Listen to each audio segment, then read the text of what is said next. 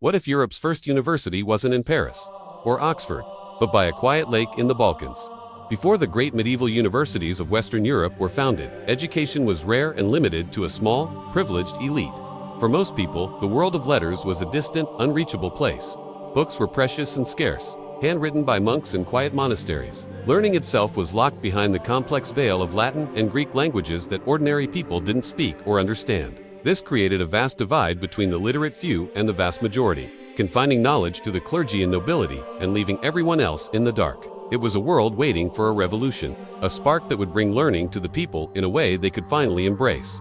That spark would come not from the grand cities of the West, but from a determined scholar in the heart of the Slavic world. His name was Clement of Ohrid, a devout student of the revered saints Cyril and Methodius, the missionaries who first brought a written alphabet to the Slavic peoples. Clement was heir to a monumental legacy.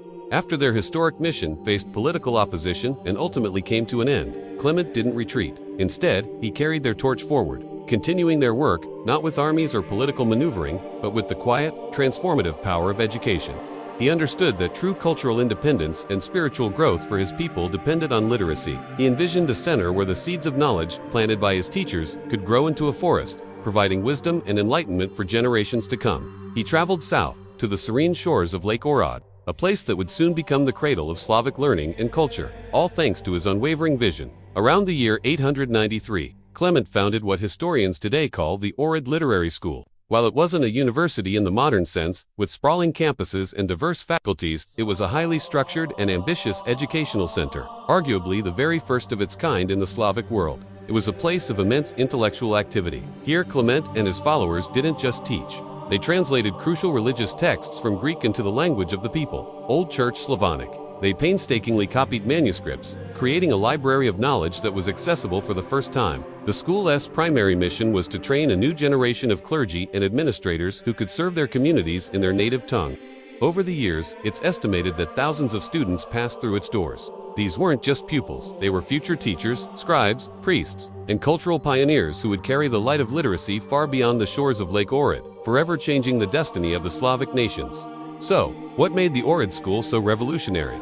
The answer is simple, yet profound: language. In an era when the Catholic Church insisted on Latin and the Eastern Orthodox Church on Greek, Clement made a radical choice. He taught in a Slavic language that people actually understood. This broke down the wall that had separated learning from the common person for centuries. Suddenly, the profound ideas of philosophy, theology, and literature were no longer the exclusive property of a multilingual elite. Literacy began to spread beyond the monastery walls. Culture, history, and identity, once passed down only through oral tradition, could now be written, preserved, and studied.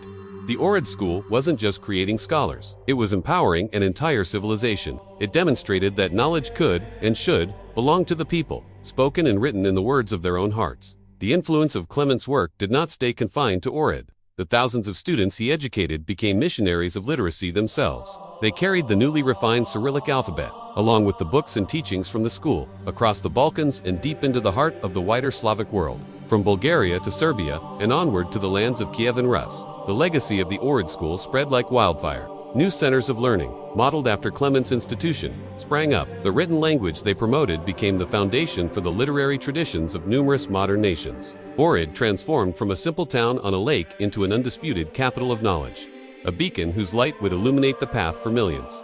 The city became more than a place. It became an idea, the idea that a people's culture is inseparable from its language. So, long before the first stones were laid at Oxford, long before scholars debated in the halls of the Sorbonne, there was Ohrid, a quiet, determined beacon of learning on the shore of a tranquil lake.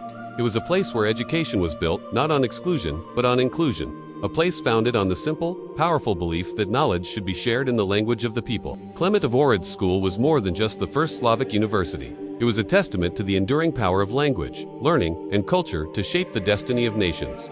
Its legacy reminds us that the greatest revolutions often begin with a single teacher, a single book, and the courage to share wisdom with the world. Thanks for watching.